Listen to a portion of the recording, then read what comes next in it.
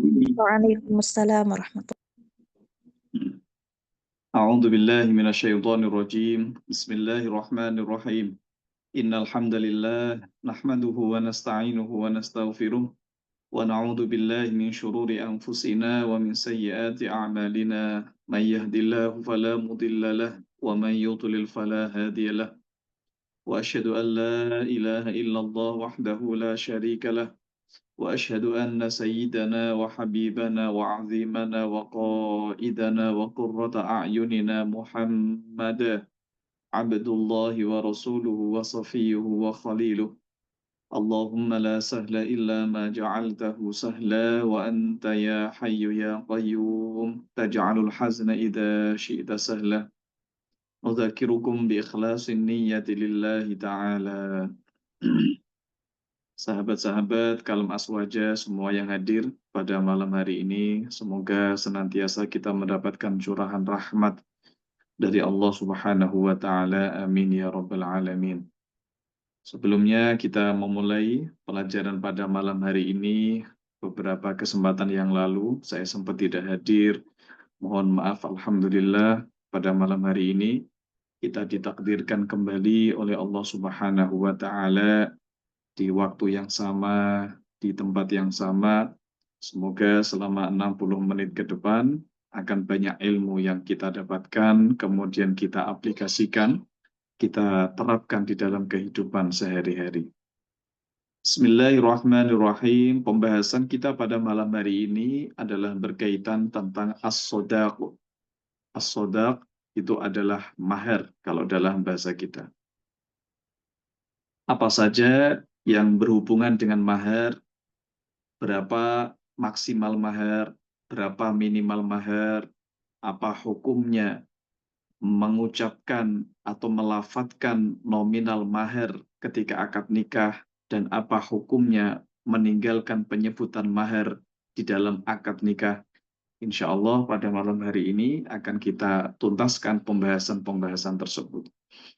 Namun sebelum itu, ada sebuah hadis yang diriwayatkan oleh banyak sekali ulama hadis bahwa suatu ketika Sayyidina Umar bin Khattab radhiyallahu anhu mengatakan la tughalu fi muhuri nisaikum, yang artinya janganlah bermahal-mahal kalian di dalam memberikan mahar kepada istri kalian. Itu kata Sayyidina Umar. فَأَيُّمَا رَجُلٍ زَادَ فِي مَهْرِ امْرَأَةٍ عَلَى 400 دِرْهَمٍ أَخَذْتُهُ وَوَضَعْتُهُ فِي بَيْتِ الْمَالِ. Maka laki-laki manapun yang menambahkan nominal mahar kepada perempuan lebih daripada 400 dirham. Ya, 400 dirham niki, dirham itu perak ya. Ya, 1 dirham itu anggaplah setara, mungkin ya, 1 dirham itu sekitar 3 gram perak. Mungkin kalau dinominalkan ya uang, nanti silakan dilihat di konversi yang terupgrade, ini saya hanya perkiraan saja. 1 gram itu, kalau 3 gram itu mungkin kurang lebih ya 78 atau mungkin 80.000. Kalau kali 400, ya mungkin sekitar 30-an juta sekian lah ya. Itu perkiraan saya. Nanti bisa dilihat di konversi yang terbaru. Berapa itu 1 dirham. Dirham itu perak, kalau dinar itu emas. Kata Sayyidina Umar, barang siapa yang melebihi mahar perempuan di atas 400 dirham, kata beliau, akhadtuhu wa wada'tuhu fi baitil mal. Maka akan aku ambil dan aku letakkan di Baitul Mal. Baitul Mal adalah tempat penyimpanan uang maslahat muslimin. Ya, jadi merupakan semacam apa ya kalau sekarang, tempat penyimpanan berangkasnya untuk menyimpan harta-harta umat Islam. Itu kata Sayyidina Umar. Nah, tentu beliau mengatakan ini adalah dalam rangka belas kasihan kepada orang-orang yang ingin menikah namun terhalang masalah mahar. Namun begitu, beliau salah di dalam hal ini.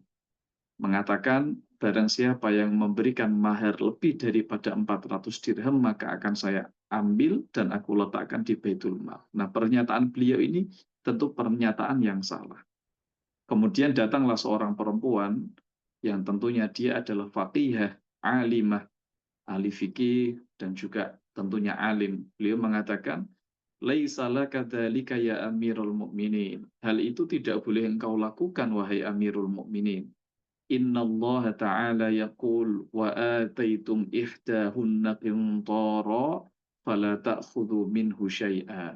Allah Subhanahu wa taala telah berfirman, dan kalian memberikan kepada salah satu daripada istri kalian qintar. Qintar ini jumlah yang lebih banyak daripada 400 dirham. Disebutkan di dalam tafsir, qintar itu adalah isna asyara alfi uqiyatin minaz zahab. Yani 12.000 uqiyah min zahab. Yani ribuan gram. Ya, mungkin kalau dikonversikan wallahu alam sampai miliaran rupiah. Itu pun apa, fala ta'khudhu minhu syai'a, maka janganlah kalian mengambil dari mahar itu sedikit pun. Artinya apa? Sebanyak apapun calon suami memberikan mahar kepada calon istri, bahkan melebihi daripada mahar misil. Mahar misil itu adalah mahar standar. Melebihi daripada itu, maka tidak ada hak bagi siapapun, mau itu bagi khalifah, mau itu bagi penguasa, mau itu orang tuanya, untuk mengambil daripada mahar tersebut. Artinya apa? Sebanyak apapun mahar yang diberikan calon suami kepada istri, maka itu adalah haknya istri. Tidak boleh ada pihak manapun yang kemudian mengambil mahar tersebut.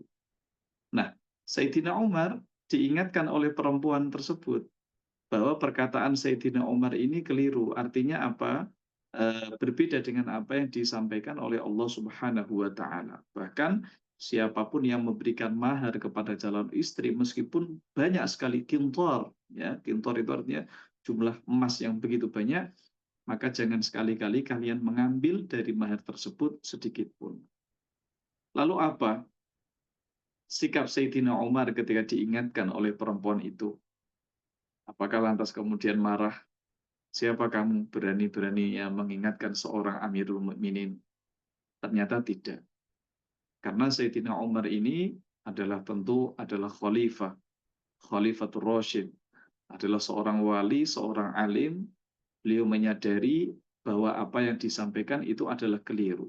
Maka dengan penuh kesatria, dengan penuh keberanian, tanpa ada rasa malu sedikit pun, beliau mengatakan, "Ayyuhan nas antum wa sya'nukum muhuri nisaikum." Wahai manusia, kalian terserah dengan urusan kalian masing-masing di dalam masalah mahar calon perempuan kalian. Artinya apa? Monggo silakan, sebanyak apapun terserah. Asobat imro'atun wa akhto'a Umaru. Ini yang perlu digarisbawahi. Perempuan itu benar dan Umar salah. Ini tentu jarang kita temui di apalagi era sekarang. Orang itu merasa memiliki rasa takabur, memiliki rasa egoisme yang sangat tinggi. Justru ketika seseorang itu salah di dalam memberikan fatwa atau ceramah di atas mimbar, ketika diingatkan, justru malah berkelit, mencari pembenaran, tidak mau mengklarifikasi atau meluruskan kesalahan yang diucapkan, tidak. Tapi justru malah berkelit, ya, kemudian mencari pembenaran dan sebagainya. Sayyidina Umar tidak. Kalau memang betul ya betul, kalau salah ya salah. Beliau mengatakan, asobat imro'atun wa akhto'a Umaru. Perempuan itu betul dan Umar salah. Ini tentu pemandangan yang cukup langka di zaman seperti ini. Maka dari itu Sayyidina Ali bin Abi Thalib karramallahu wajhah wa radhiyallahu anhu pernah mengatakan, wa bardaha fi qalbi an us'ala an syai'in la ilma li bi fa aqulu la adri. Yang kalau diterjemahkan, dingin sekali hati ini. Artinya apa? Nyaman sekali hati ini, jiwa ini, dada ini. Ketika saya ditanya tentang suatu masalah yang saya tidak tahu jawabannya, kemudian saya mengatakan la adri, saya tidak mengetahui. Maka dari itu, masing-masing dari kita harus berhenti sesuai dengan kemampuannya masing-masing. Jangan seseorang menempatkan dirinya di atas posisinya sendiri. Sebagai seorang santri, tahulah santri kadar ilmunya segitu. Jangan menganggap dirinya seperti Imam Syafi'i. Pertanyaan apa saja dijawab. Itu adalah sikap yang ditampakkan oleh Sayyidina Umar bin Khattab radhiyallahu anhu ketika eh, mengatakan bahwa jika mahar melebihi daripada 400 dirham, maka akan diambil dan diletakkan di Baitul Mal, lalu disanggah oleh perempuan itu, dan Sayyidina Umar menyadari kesalahan apa yang diucapkan. Hadirin yang dirahmati Allah Subhanahu wa taala, maka mahar ini tidak ada batas maksimalnya, juga tidak ada batas minimalnya. Minimal mahar itu adalah sesuatu yang punya nilai harga, ya, sesuatu yang punya nilai harga, meskipun kecil, meskipun remeh, tapi yang penting punya nilai harga. Kemudian batas maksimalnya tidak ada, ya, mahar. As-sodaku, kita kembali menyimak kitab. As-sodaku huwal mahru. As-sodak adalah mahar. Jadi mahar itu diambil daripada bahasa Arab, yaitu al-mahru. Kemudian kita akrab dengan bahasa itu seakan-akan menjadi bahasa Indonesia, padahal bersumber dari bahasa Arab al-mahru, as-sodak al-mahru. Banyak versi kenapa kemudian mahar itu dinamakan sebagai sodak. Sodak itu artinya kan dari mustaq dari huruf sod, dal, dan kof. Sodako itu artinya jujur atau sungguh-sungguh. Karena mahar ini merupakan simbol kesungguhan seorang laki-laki meminang calon istrinya. Mahar ini merupakan bukti kejujuran cinta seorang laki-laki terhadap calon istrinya. Oleh karena itulah mahar itu kemudian diistilahkan juga dengan sodak, yang artinya kalau secara bahasa adalah kesungguhan atau kejujuran calon suami terhadap calon istrinya. Dibuktikan dengan apa?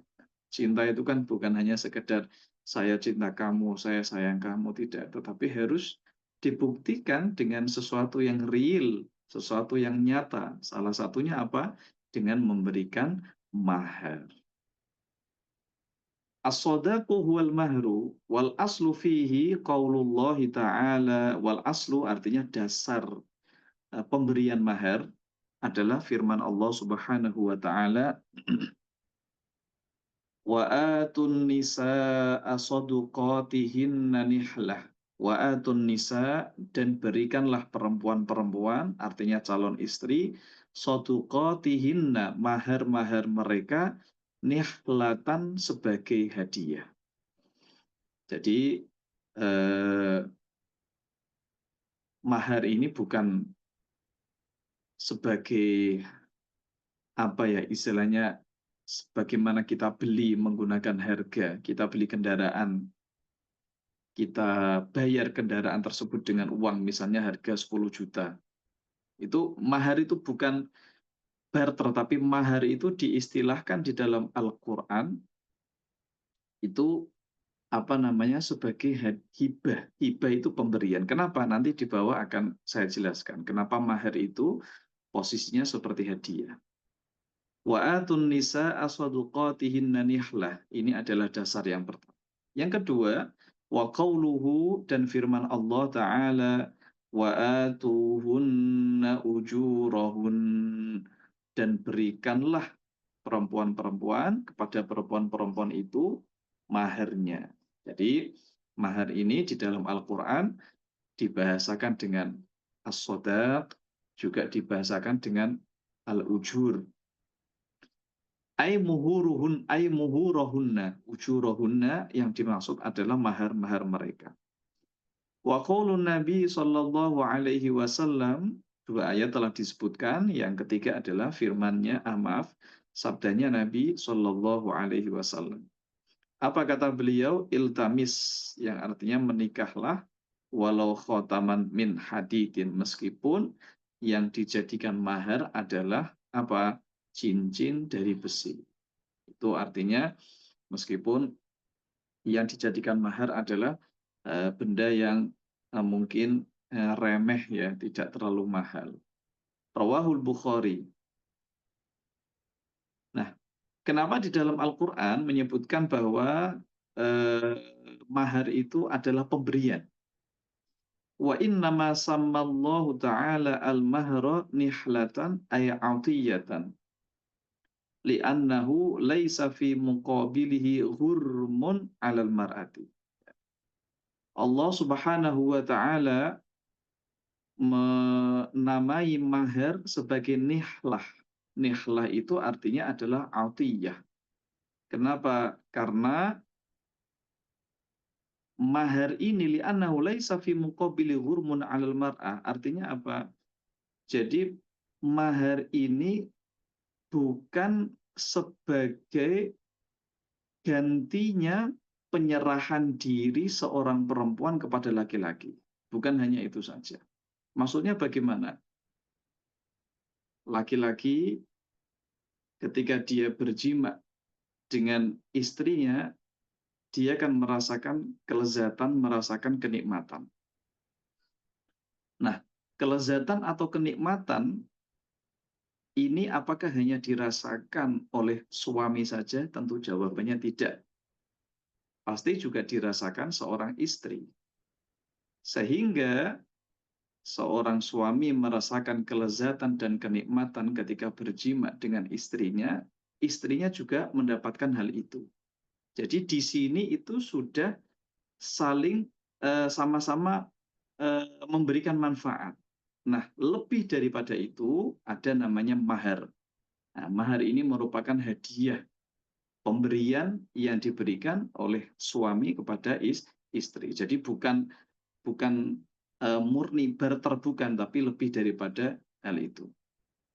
Wadzalika li'annahu fi muqabili anna ar-rajula yamliku haqqal istimta'i biha. Nah, kemudian hal itu disebutkan karena mahar itu juga sebagai pembanding bahwa kemudian seorang laki-laki memiliki hak untuk berjumbu, untuk bercinta dengan perempuan tersebut. Qala ta'ala, Allah Subhanahu wa ta'ala berfirman, "Famastamta'tum bihi minhunna fa'atuhunna ujurahunna." Ya, artinya apa? Karena kalian itu memiliki hak untuk bercinta, berjumbu, artinya bersenang-senang dengan istri, maka berikanlah mereka mahar-mahar mereka. Itu adalah kenapa mahar itu dinamakan sebagai nihlah. Kemudian sekarang bagaimana hukum menghukum menyebut nominal mahar di dalam akad. Wa tasmiyatul mahari fil aqdi sunnatun walau kana qalilan. Ya, jadi menyebutkan mahar ketika akad, ya, ketika akad itu hukumnya sunnah meskipun sedikit. Artinya apa? Fa'il lam yusammal mahru sohal aqdu. Artinya meskipun jika mahar itu tidak disebutkan, maka akadnya tetap sah. Ya, contohnya misalnya qabil tu nikahaha wa tazwijaha bil mahril mazkuri, atau tanpa menyebutkan itu. Qabil tu nikahaha wa tazwijaha halan atau muajalan. Nah, itu boleh. Artinya tanpa menyebutkan berapa mahar yang kemudian diberikan kepada suami itu oleh suami kepada istri. Nah, kemudian pertanyaan selanjutnya, berapa kadar mahar yang harus dibayarkan oleh seorang suami kepada istrinya dan kapan, dan bagaimana caranya menentukan banyak dan sedikitnya mahar. Wa yasbutul mahru bil fardhi minhuma. Nah, mahar itu ditentukan dari kesepakatan dari keduanya. Dari kesepakatan dari keduanya. Mungkin si calon suami menawarkan kepada calon istrinya maharnya nanti misal 5 juta. Kalau dia sudah sepakat ya oke, sudah disepakati. Atau mungkin calon istri dia menyerahkan dalam berapapun, yang penting kamu tidak merasa keberatan, semampumu, mau 1 juta, mau 500.000, tidak apa-apa. Nah, berarti sudah menemukan titik temu kesepakatan. Itu artinya. Jadi mahar itu ditentukan dengan cara musyawarah antara kedua belah pihak, calon suami dan calon istri. Bi ayyattafiqa ala qadrin qalilin au kasirin, dengan cara keduanya sepakat tentang nominal atau kadar maharnya, sedikit ataupun banyak. Itu yang pertama. Nah, kalau kedua belah pihak saling berselisih pendapat, aneh. Jadi nikah saja belum sudah konflik masalah nominal mahar. Yang laki-laki sanggupnya misalnya 5 juta, tapi yang calon istrinya minta 10 juta misalnya. Pokoknya kalau nggak segitu saya nggak mau, dan seterusnya. Intinya ada konflik lah, ada perbedaan pendapat. Maka caranya bagaimana? Au bifardil hakimi, yaitu dengan ketentuannya hakim. Seorang hakim ini adalah orang, yakni al-qadhi syar'i. Jadi orang yang alim, orang yang betul-betul mengetahui tentang ilmu pernikahan, beliau yang kemudian yang menentukan atau yang menjadi penengah mana kadar yang pas untuk calon istri tersebut. Dengan cara apa? Nanti dijelaskan di bawah, dengan cara melihat latar belakang keluarganya, kemudian track record saudari-saudari perempuannya yang sudah menikah dulu maharnya berapa, dilihat di situ. Nah, dari situ seorang hakim nanti bisa menentukan mana mahar yang tepat untuk calon istri itu. Nah, perlu melibatkan seorang hakim ini kapan? Ka'ayyakhtalifa ala qadrihi, yaitu ketika kedua belah pihak berselisih tentang ukuran atau kadar mahar. Fayanzurul hakimu ila ma yaliqu biha minal mahri bihasabil adati. Maka seorang hakim melihat berapa mahar yang pantas untuk perempuan tersebut secara hukum adat. Ya, berarti dikembalikan ke adat. Tidak ada patokan di dalam hukum syarak di sini.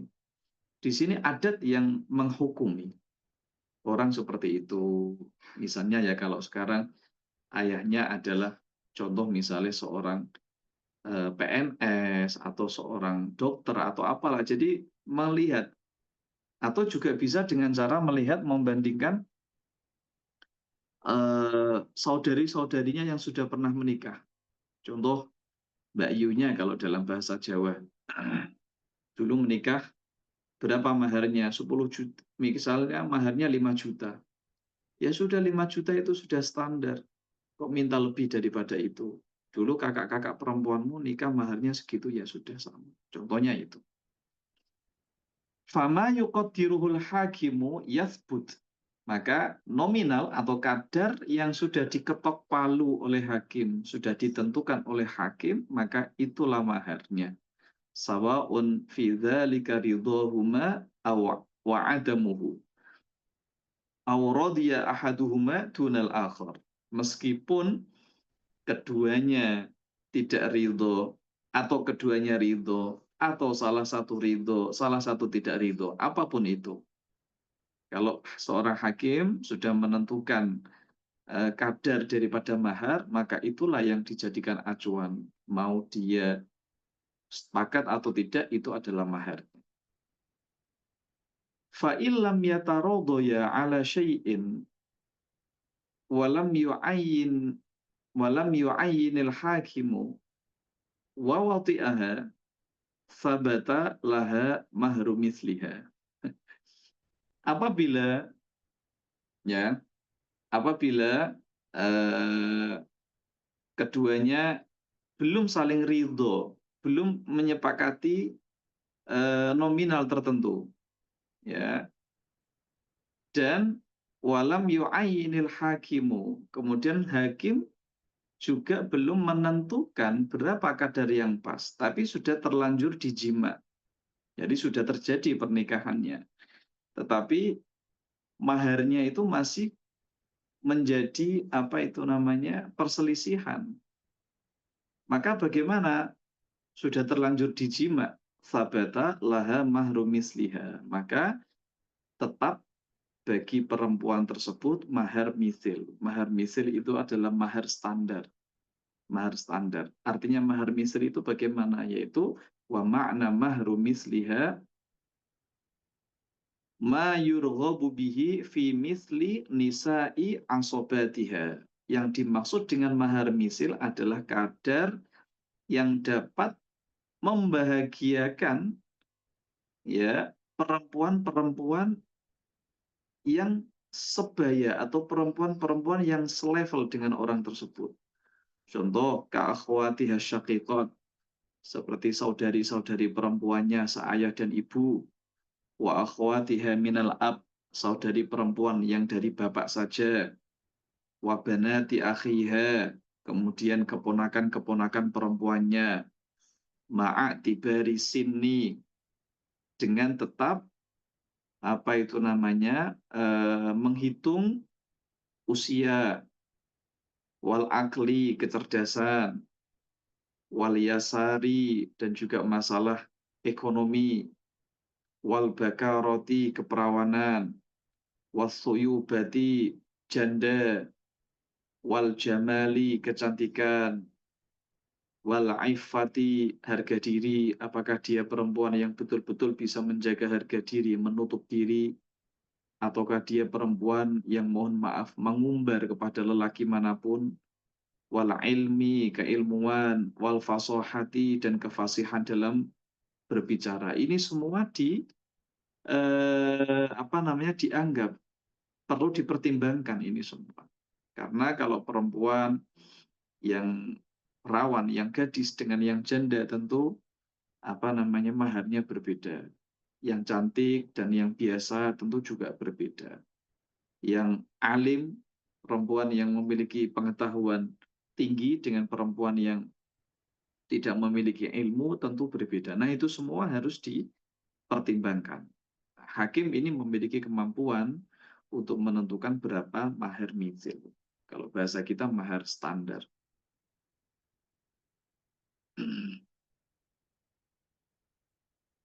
Nah, ini kalau tidak disebutkan di dalam akad ya, tetapi kalau di dalam akad dia sudah menyebutkan, gitu, sudah menyebutkan akad misalnya 10 juta, ya 10 juta, maka sudah tidak perlu lagi melibatkan hakim atau apa. Maka itu yang nanti diserahkan.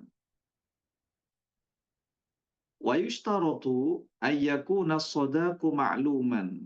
Nah, disyaratkan mahar itu harus kadar yang diketahui, ya, kadar yang diketahui.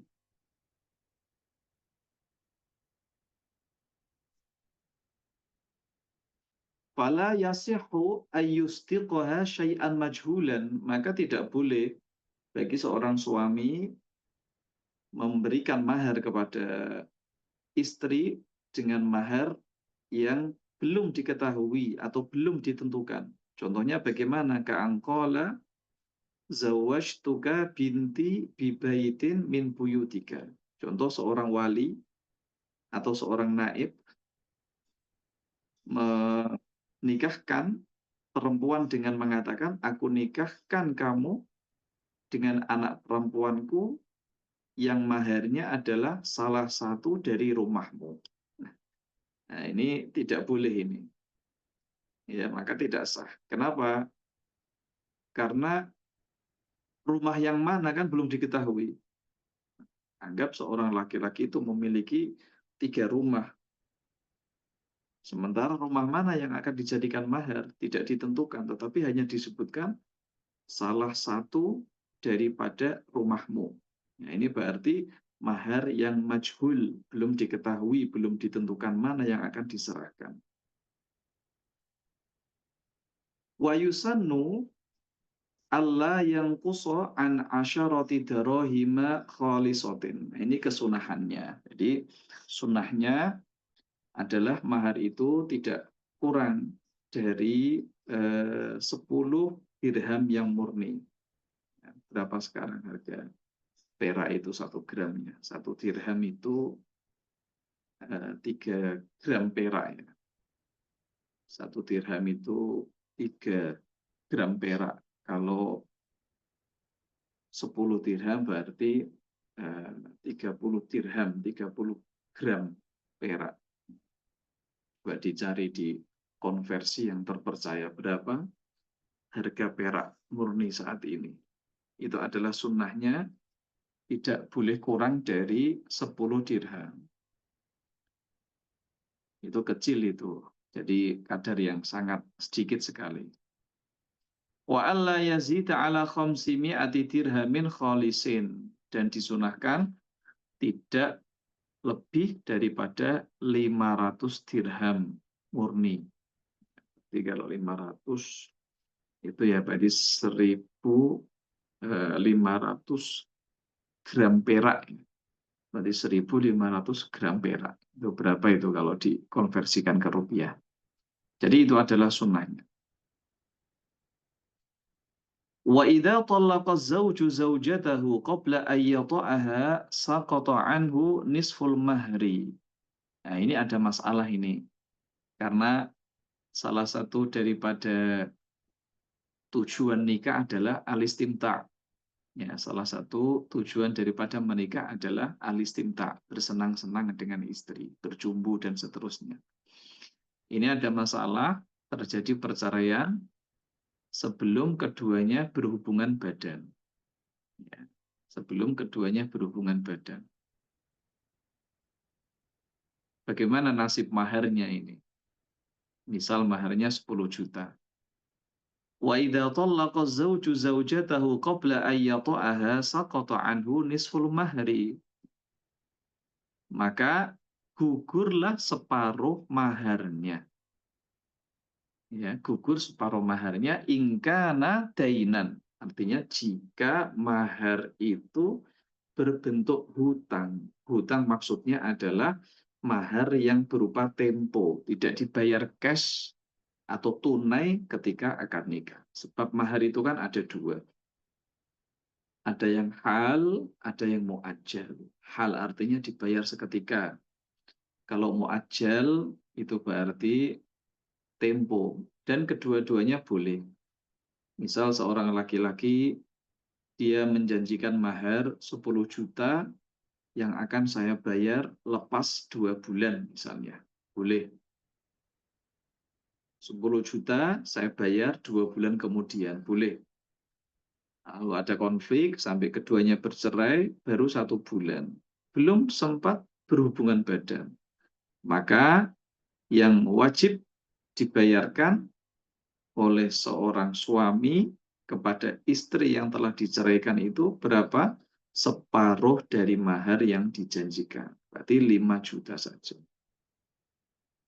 Wa in kana 'ainan ya'udu lahu an-nisfu. Nah, kalau mahar itu sudah diberikan, ya, sudah dibayarkan di muka, sudah diterima oleh istri, kemudian sebelum melakukan hubungan badan terjadi perceraian, maka istri harus mengembalikan separuh daripada mahar yang telah diterima.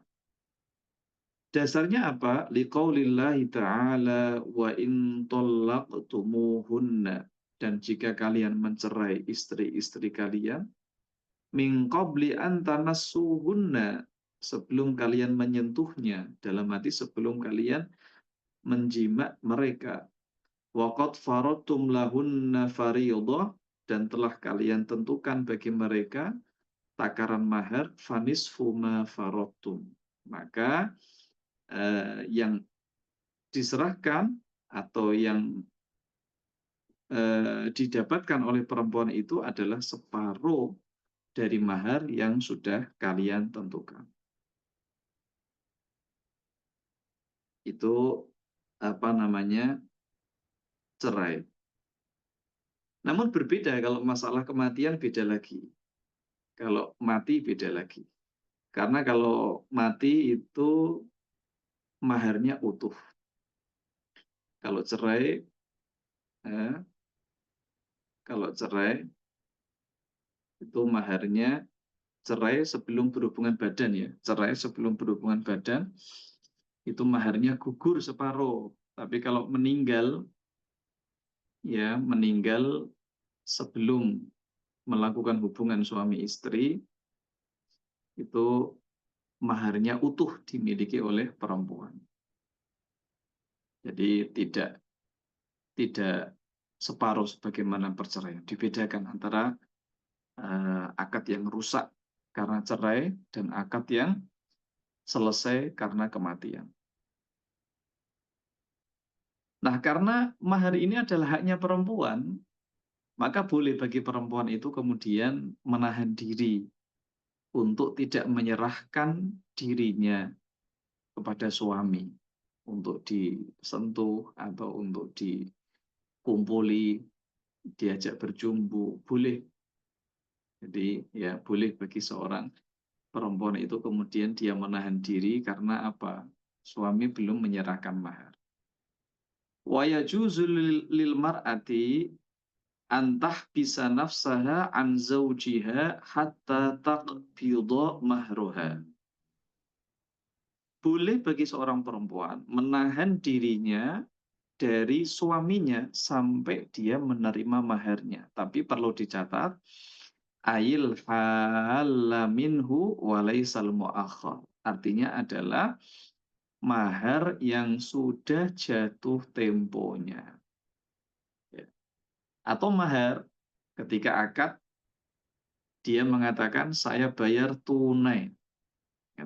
Kemudian selepas malam pertama suami belum menyerahkan mahar, boleh bagi perempuan menahan dirinya, tidak mau diajak berjumbu, tidak mau disentuh, boleh. Ya. Kenapa? Karena suami menjanjikan mahar seketika atau hal. Tapi kalau suami itu sudah mengatakan di awal bahwa maharnya adalah mahar yang tertunda dalam arti hutang, nanti saya bayarkan 2 bulan, maka tidak boleh kemudian seorang istri menahan dirinya, tidak mau disentuh, tidak mau berjumbu, tidak boleh, tetap harus mau. Kecuali kalau sudah tiba waktunya membayar mahar, sudah tiba 2 bulan kemudian, dan belum juga apa itu namanya dibayar, nah saat itu juga boleh.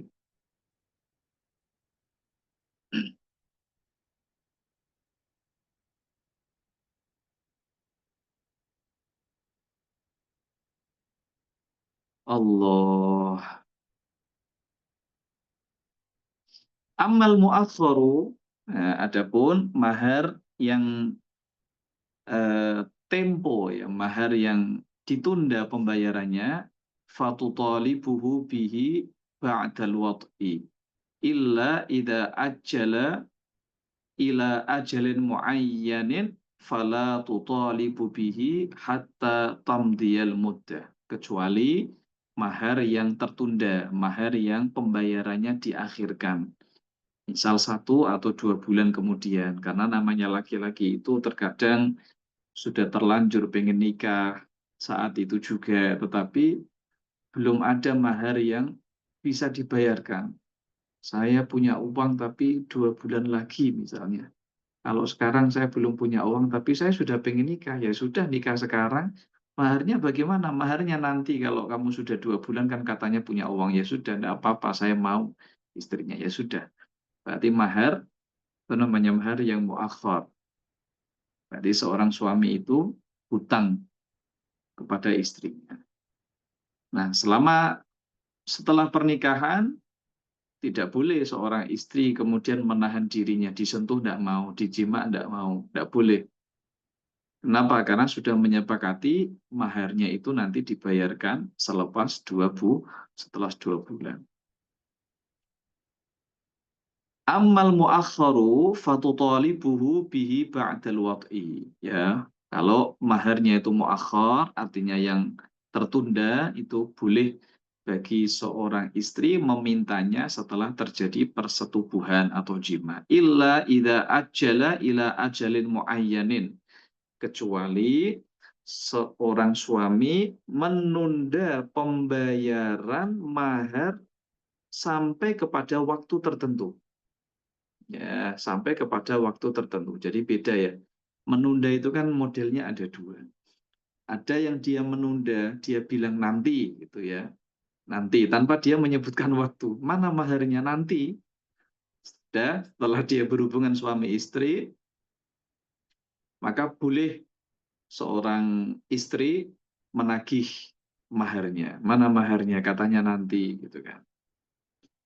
Nah, itu yang pertama. Yang kedua, pembayarannya ditunda dengan menyebutkan waktu seperti yang saya sebutkan tadi ya, 1 bulan, 2 bulan, maka tidak boleh lantas kemudian seorang istri menagih mahar kepada suaminya sebelum jatuh tempo pembayaran mahar. Fala tutalibu bihi hatta tamdiyal muddatu. Maka seorang istri tidak boleh menuntut mahar sampai jatuh tempo. Itu adalah tentang mahar. Mahar tidak harus berupa uang, tidak harus berupa barang. Bahkan mahar mengajarkan Al-Quran, mengajarkan keterampilan tertentu boleh. Contoh misalnya ada seorang calon suami yang ahli komputer misalnya, skill. Boleh dia kemudian menjadikan keterampilan itu sebagai mahar. Ya, aku nikahkan misalnya, aku nikahkan kamu dengan putriku dengan mahar engkau ajarkan putriku misalnya membaca Al-Quran sampai bisa.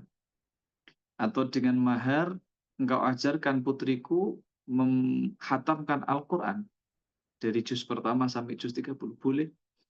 Ya, tidak apa-apa. Atau dengan mahar engkau ajarkan putriku skill tertentu. Ya, tidak harus Al-Quran. Misalnya belajar ilmu agama dan lain sebagainya. Itu diperbolehkan, tidak harus berupa barang. Artinya boleh berupa jasa, itu kan jasa, seperti jasa. Guru ngaji itu kan boleh menerima honor kan.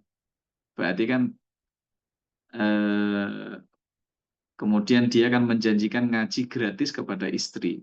Boleh. Maka mengajar itu adalah salah satu profesi yang kemudian bisa dijadikan sebagai mahar pernikahan. Saya tambahkan satu bab, walimatul ursi. Walimatul ursi ini adalah pesta pernikahan. Wa ammal walimatu 'alal ursi fahiya mustahabbatun. Walimatul urs ini hukumnya sunnah. Tidak lain, tidak bukan adalah tahaddus bin ni'mah. Ya, menampakkan kenikmatan yang diberikan oleh Allah Subhanahu wa taala kepada orang tersebut. Karena kebahagiaan mana lagi di dunia ini yang melebihi seorang laki-laki menemukan pasangannya atau seorang istri menemukan imamnya. Itu kan kebahagiaan yang luar biasa. Maka dari itu, sebagai wujud daripada at-tahaddutsu bin ni'mah, mensyukuri atas nikmat Allah Subhanahu wa taala, maka disunnahkan orang yang telah melakukan akad nikah dan telah melakukan hubungan badan dengan cara yang halal untuk melakukan walimatul urs. Wa ammal walimatu 'alal 'ursi fahiya mustahabbatun. Walimah 'alal 'ursi itu hukumnya mustahabbah. Wa tahsulu sunnatul walimati bi it'amil lahmi lil mutamakkini wa ghairihi. Kemudian kesunahan walimah itu terlaksana, terjadi, terrealisasi dengan cara memberikan suguhan daging bagi orang yang mampu dan selainnya. Ya, jadi itu kesunahannya begitu. Ya, bagi orang yang mampu ataupun orang yang tidak mampu. Maka bahkan di kampung-kampung orang yang mungkin seumur-umur tidak pernah makan daging, tetapi kalau walimah hampir rasanya tidak pernah luput dari yang namanya daging. Menjadi santapan atau menjadi menu yang harus ada di dalam walimah. Kenapa? Memang sunnahnya walimah itu adalah memberikan suguhan daging. Wa bi ghairil lahmi, dan juga bisa dengan tanpa daging. Nah, waktunya kapan? Wa waqtuha muwassa'un min hinil aqdi fayadkhulu waqtuha bihi.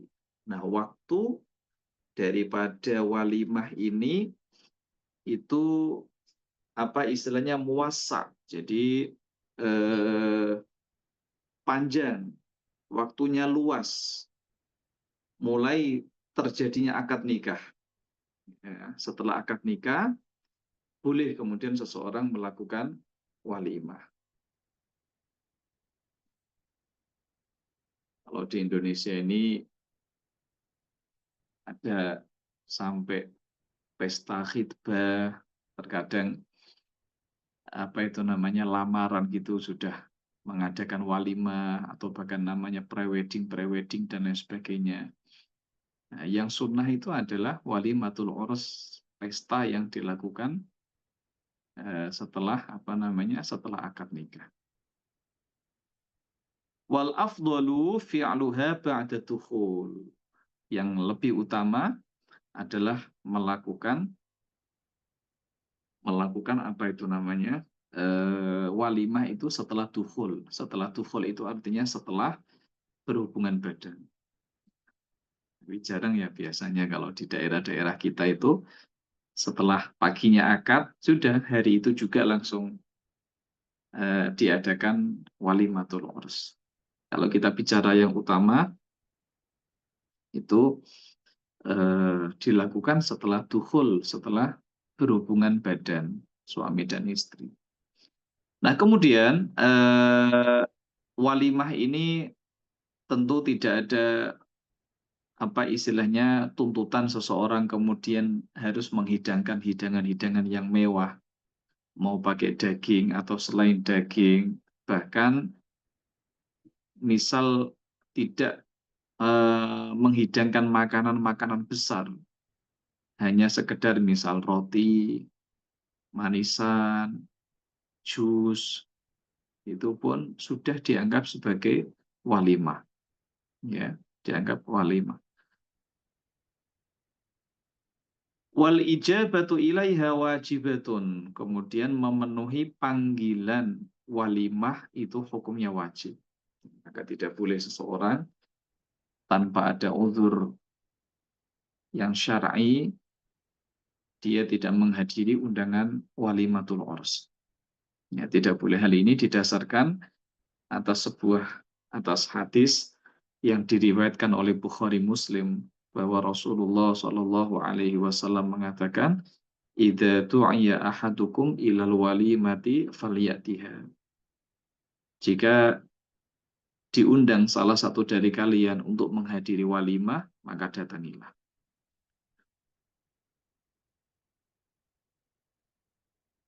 Maka maksiat ya, kalau salah satu maksiat itu adalah orang yang kemudian diundang walimah, namun dia tidak menghadiri walimah tersebut. Nah, supaya kita terbebas dari walimah itu, sementara kita ada halangan, ya salah satunya adalah dengan meminta izin kepada pemilik walimah. Apalagi sekarang sudah medianya mudah, WA. Contoh, mohon maaf, saya sudah menerima undanganmu, dan mohon maaf, saya tidak bisa menghadiri. Nah, itu cukup. Nah, bagaimana kalau di hari yang sama undangannya banyak dan kita tidak mungkin untuk menghadiri semua walimah, maka yang wajib didatangi adalah undangan yang paling pertama kita terima. Ya, undangan yang paling pertama kita terima, itu yang wajib didatangi. Yang kedua, ketiga tidak wajib. Illa li'udhrin, kecuali ada udhur. Minha ayyakuna hunaka munkarun la yazulu bihudurihi kasyurbil khamri. Salah satu daripada udhur ini adalah di dalam pesta pernikahan itu terhadap kemungkaran yang tidak bisa hilang dengan kehadiran kita, kehadiran tamu undangan. Contohnya apa? Minum-minuman khamr, minuman bir, beralkohol. Maka hal ini tidak wajib kita kemudian mendatangi walimah. Kecuali dengan kehadiran kita, minum-minuman atau pesta-pesta miras itu bisa hilang. Maka kita harus hadir. Contoh, kita adalah seorang polisi misalnya. Atau kita orang pejabat, tokoh masyarakat. Kalau kita hadir ke walimah itu, maka orang pesta miras pasti bubar.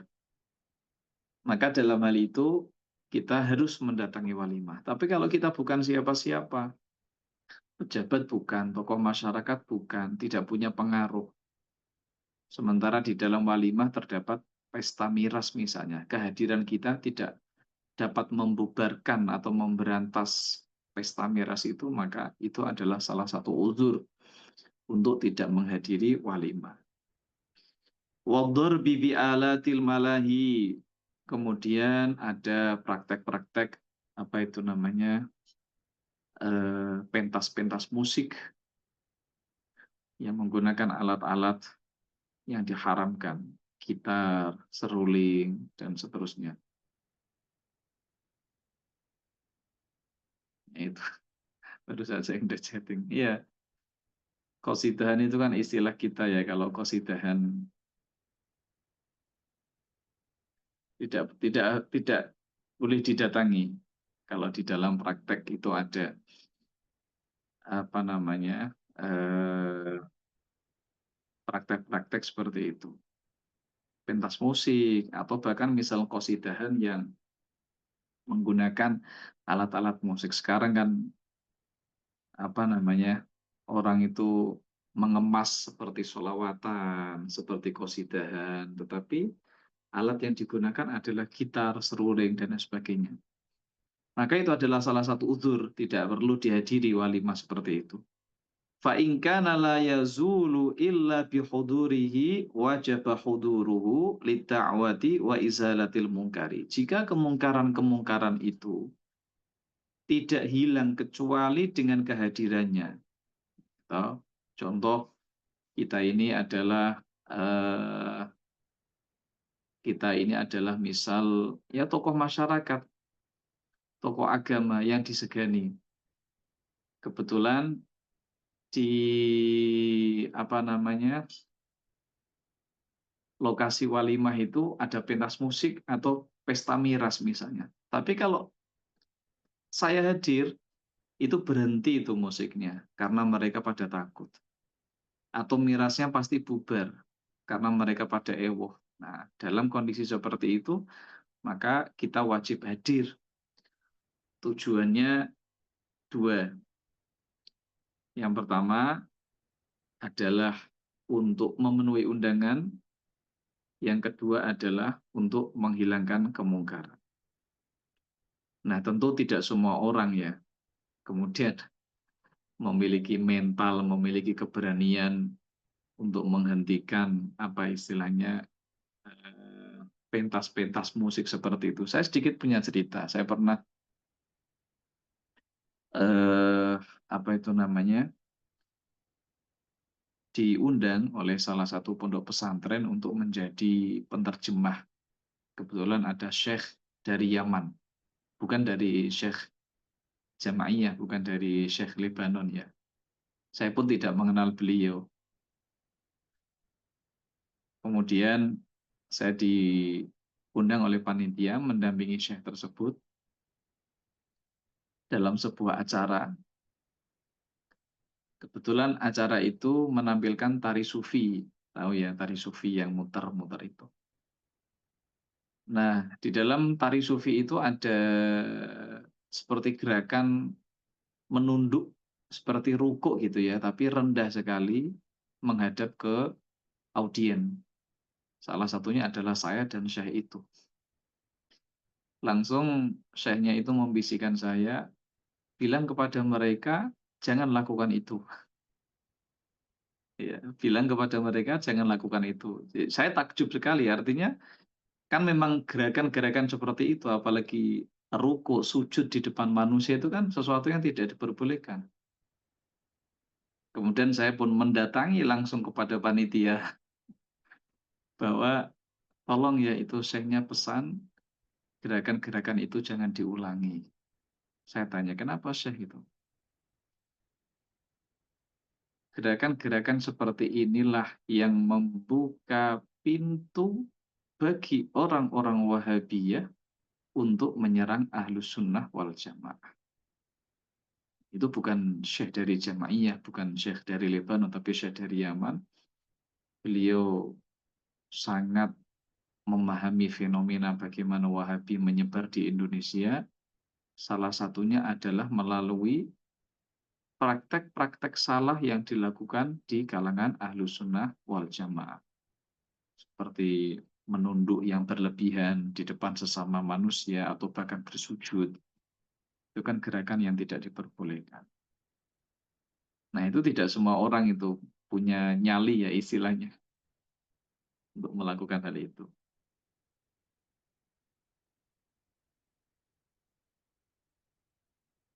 Selanjutnya, fa in kana al-mad'u sha'iman siyama naflin wa syaqqa 'ala da'i istimraruhu 'ala shaumi fal fitru lahu afdal. Jika yang diundang adalah orang yang puasa sunnah, ya. Kemudian dan wa syaqqa 'ala da'i istimraruhu 'ala shaumi, kemudian dia merasa syaqqa 'ala da'i.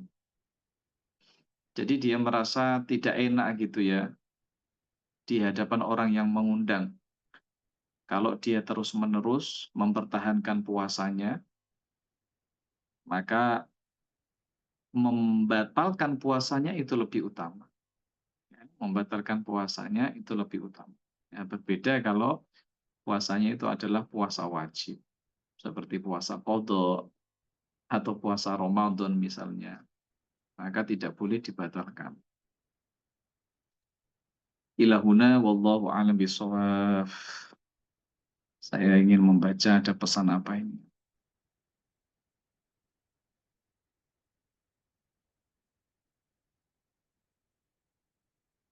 Ada sedikit banyak Pak Ustadz, gimana kalau kita diundang tapi lagi ada keuangannya, terus kita pilih-pilih pinjam uang sama orang buat kondangan tersebut. Ya, enggak apa-apa. Ya, boleh kita hutang untuk sedekah, hutang untuk, bahkan hutang untuk berangkat haji, hutang untuk umroh, hutang untuk kondangan, boleh. Enggak apa-apa.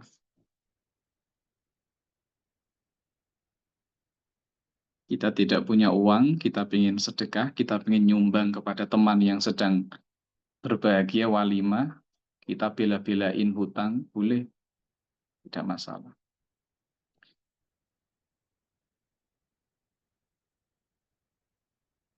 Boleh, mohon maaf, mau bertanya Ustadz, bagaimana hukumnya jika di dalam undangan sudah tertera nomor rekening mempelai dan kita memilih mudahnya dan kemudian tidak menghadiri.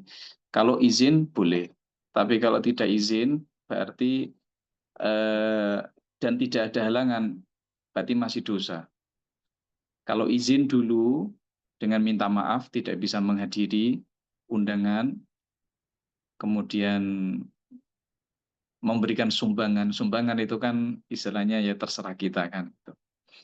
Boleh. Ya, tapi kalau kemudian tanpa ada kabar, maka hal itu tidak diperbolehkan. Karena sekali lagi walimah itu kan eh, ya kebahagiaan ya yang terjadi hanya mungkin sekali seumur hidup.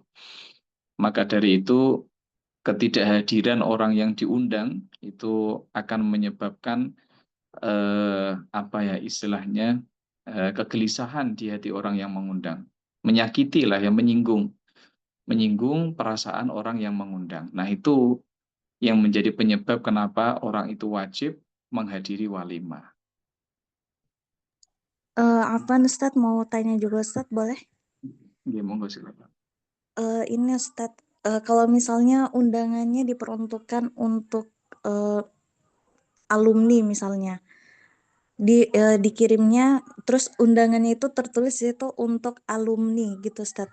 Nah, apakah semua alumni yang ada di grup itu misalnya, itu harus izin juga Ustadz untuk nggak hadir gitu Ustadz, apa gimana? Maksudnya kalau dia berhalangan untuk hadir, apakah dia harus izin juga seperti yang jenengan sampaikan tadi Ustaz, apa enggak harus? Setahu saya wajib hadir itu kalau ta'yin. Ta'yin itu berarti menentukan namanya. Kalau misalnya ya semua warga desa Sukamaju misalnya, saya undang, berarti tidak wajib itu. Oh Bisa iya baik. dipahami enggak? Nah, Bisa dipahami ya. Jadi misal misal bupati atau orang kaya, orang terkaya di Jepara misalnya, mengadakan walimah, dia bilang, satu kabupaten saya undang semua. Paham ya? Itu tidak wajib itu, karena dia akan takmim. Takmim itu berarti mengumumkan, membuka pintu selebar-lebarnya tanpa takyin, tanpa menyebut nama. Maka pertanyaannya, apakah kemudian orang sekabupaten Jepara kalau tidak hadir dosa? Ya tidak, wong dia tidak takyin kok, dia takmim. Kecuali yes. kalau namanya satu persatu. Itu baru Nah, Ustaz, barakallahu fikum.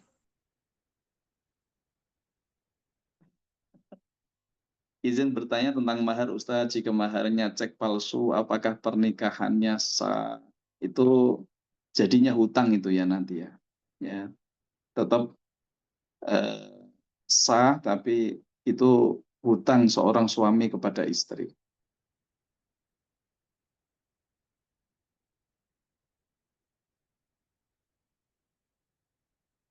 Apa jika maharnya misalkan membaca surat Ar-Rahman, maka suaminya katanya wajib membacakan setiap hari untuk istrinya. Mohon penjelasannya. Tidak harus setiap hari, tetapi diajarkan sampai bisa. Kalau dia misalnya menyebutkan surat Ar-Rahman, ya sudah, berarti dia fokus kepada surat Ar-Rahman. Artinya seorang suami belum dianggap membayar mahar jika istrinya belum sempurna membaca surat Ar-Rahman. Nah, itu kan mau dia diajarkan apa namanya seminggu sekali, setiap hari, atau bulan 4 kali, monggo terserah. Yang penting kan sampai dia bisa membaca surat Ar-Rahman.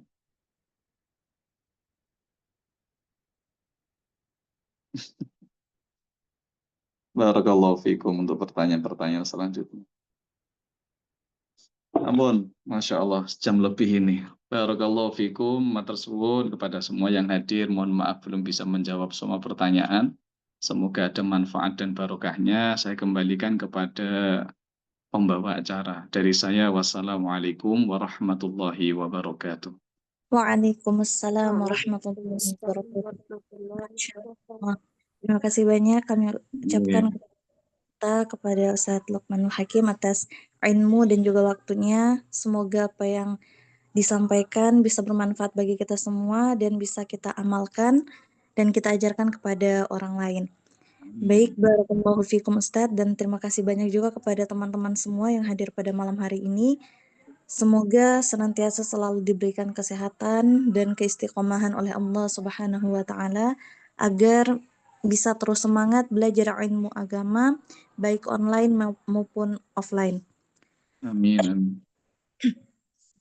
Baik, kita cukupkan kajian kita pada malam hari ini. Dipersilakan Ustadz untuk menutup kajian kita dengan tafadhol Ustadz untuk menutup kajiannya. Mari kita tutup dengan membaca tahlil 3 kali dan sholawat bersama-sama. La ilaha illallah, la ilaha illallah, la ilaha illallah. Allahumma salli ala Sayyidina Muhammad wa ala alihi wa sahbihi wa sallim.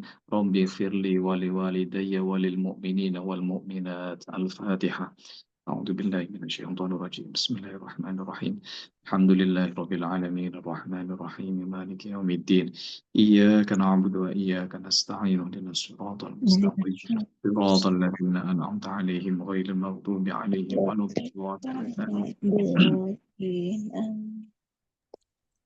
Barakallahu fikum Ustadz. Baik,